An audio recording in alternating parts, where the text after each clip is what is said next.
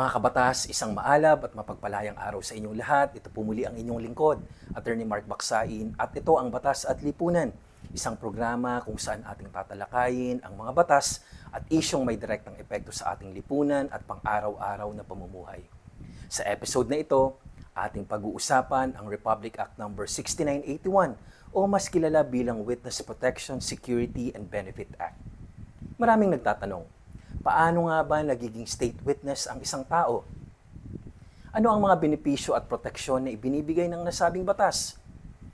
Ang RA 6981 ay isang batas na naglalayong bigyan ng proteksyon ang mga testigo na may mahalagang alam tungkol sa isang kaso, lalo na kung ang buhay nila ay nalalagay sa panganib dahil sa kanilang testimonya.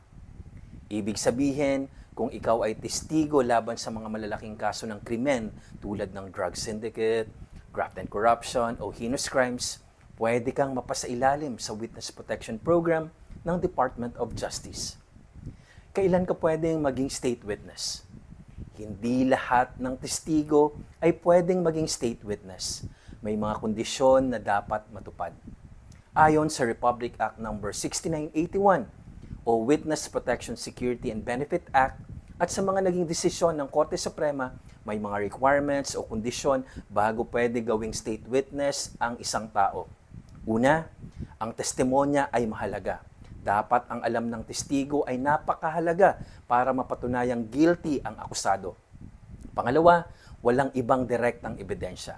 Dapat ang testimonya ng testigo lang ang makakapagpatibay ng kaso at walang ibang katumbas na ebidensya. Pangatlo, not the most guilty. Hindi siya ang pinakasalbahe o mastermind. Hindi pwedeng gawing state witness ang pangunahing may sala o pinaka-leader ng krimen. Pang-apat, ang testimonya ay pwedeng patunayan. Kailangan may ibang ebidensya o detalye na susuporta sa sinasabi ng testigo. Panglima, kredibilidad ng testigo. Dapat kapanipaniwala ang pagkatao at testimonya ng testigo. Kung natupad ang mga ito, pwedeng hingin sa korte na ideklara siyang state witness at siya ay magkakaroon ng immunity from prosecution at proteksyon mula sa gobyerno. Ano ang benepisyo ng state witness? Kapag ikaw ay natanggap bilang state witness, may mga benepisyo kang makukuha. Una, immunity from prosecution. Hindi ka makakasuhan sa kasong iyon kung qualified ka. Proteksyon sa buhay at seguridad. Ikaw at ang pamilya mo ay maaaring ilipat ng tirahan, bigyan ng security escort at kung kinakailangan palitan pa ang iyong identity. Financial assistance. May tulong pinansyal at living allowance habang nasa programa. Medical assistance. Sagot din ng gobyerno ang iyong pagpapagamot kung kinakailangan. Paano mag-apply sa Witness Protection Program? Kung gusto mong mapasailalim sa Witness Protection Program, maaari kang magsumite ng aplikasyon sa Department of Justice.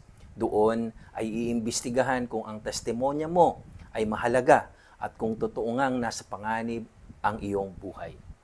Kapag nakapasa ka, ikaw ay papasok sa programang ito at makukuha ang lahat ng proteksyon at benepisyo na nakasaad sa batas. Kaya mga kababayan, tandaan natin, ang pagiging state witness ay hindi basta-basta. Ito ay para lamang sa mga taong may mahalagang kaalaman na makakatulong sa paghuli at pagpataw ng hustisya sa mga tunay na salarin. Sa huli, ang batas na ito ay ginawa para protektahan ang mga testigo at para matiyak ang katotohanan ay lalabas, kahit gaano pa kalakas ang kalaban. Muli, ito po ang Batas at Lipunan, Usapang Batas, Usapang Bayan. Hanggang sa susunod nating talakayan, mga kabatas, maraming salamat at mabuhay po tayong lahat.